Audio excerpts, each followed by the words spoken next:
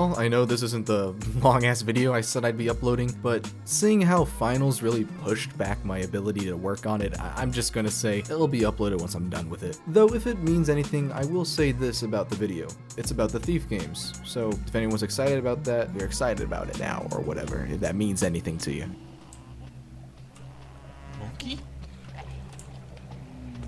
Alright, no more of that. Let's talk about today's game, Post Void. So let me just be a bit transparent here. Actually, no, this is just being completely honest. I'm trying to keep it with a monthly upload, so I'm going to talk about this little gem of a game that I stumbled upon last year. It's short, costs less than $5 US, and I mean, the script takes up less than 4 pages, so how short can it get? Post Void begins with a poem about a place called The Void, being destroyed by a great headache which leads to the creation of a flower that created a sanctuary. The poem goes on to say how a man with his head in his hand will pour its contents onto a new flower so that he could return to that void. But violence and noise stand in his way, in a place, a concept, a time known as Post Void. It's honestly like a really cool intro, like how it's done, the wording of it, the imagery, the presentation, generally a very good intro. But I mean, I like this art student's project, but how does it really carry on into the game itself? In Post Void, you play as an unnamed soul, you carry your head around in your left hand, and your main goal is to keep it from draining and try not to die while making to the exit of each area. And that's about it. In your left hand is your head. This head that you carry around is basically your health bar. Enemy attacks will drain it, but it continuously drains anyways when you're not taking damage, so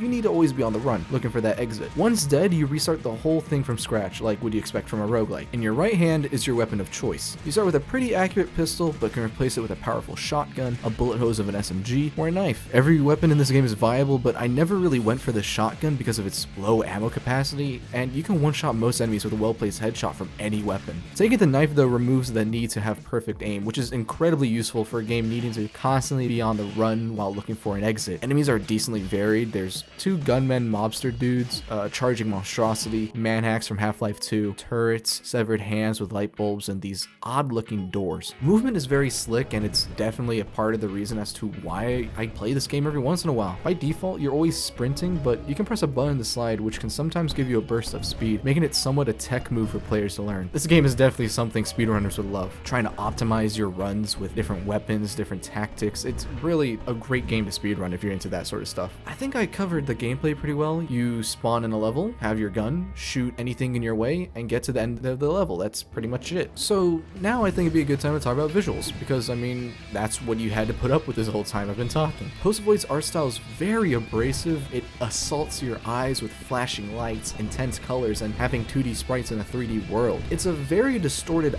art style. It's awesome. I fucking love it. It reminds me of Francis Bacon, and oh, looky here, in the press kit document, inspirations, Francis Bacon and some other awesome shit. This distorted art style is really great for this chaotic world. The pistol's barrel is crooked, enemies are warped creatures of ugliness, and the text becomes a garbled mess of roughly written characters when you hover over them. I love it. It all comes together to make a unique style of saturated sensations and grotesque horrors, complementing the themes of noise and violence. The sounds also pound on your eardrums with each gunshot and scream while the soundtrack bangs on. Speaking of which, the music is pretty great. I mean, it's basically one song you'll hear throughout the entire game, but it's incredible how I just never got tired of hearing it. You'll hear this noise rock track hundreds, maybe thousands of times, and it never gets annoying. It really just gets me more pumped up to try again and again, so I think that's really a testament to how great this song is. I mean, there are a couple of ambient bits in the game, but I'm not sure if it's accurate to call them songs with the exception of the intro's background track, because I mean, these 2 exceptions,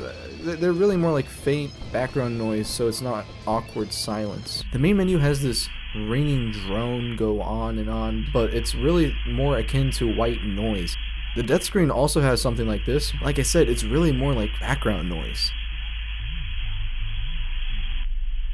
And now that I brought up death, I think I should really talk about that. Death in Post Void is very, very aggressive, just like its art style. Upon death, you're treated to a flashing series of images as one final blast of colors before the screen goes to black, all the while a harsh scratching noise plays to signify the end of a run.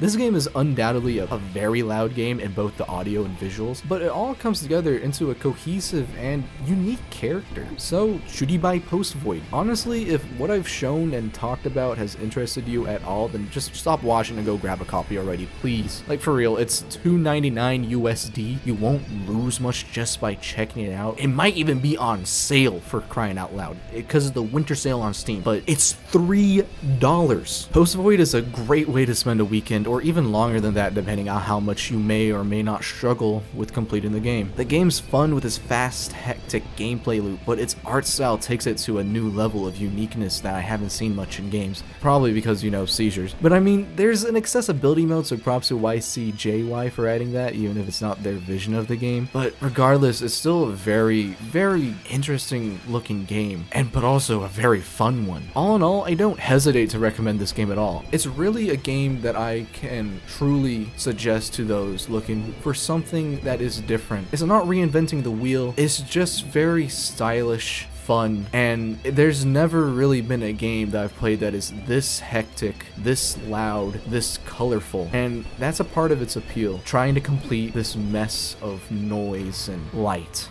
Thanks for watching. The bigger video will be out once it's ready, but I'll probably get another video out again before it's completely done. So like I said, when it's done, it'll come out. I am serious when I'm saying this is going to take me a while with real life obligations to juggle, so please.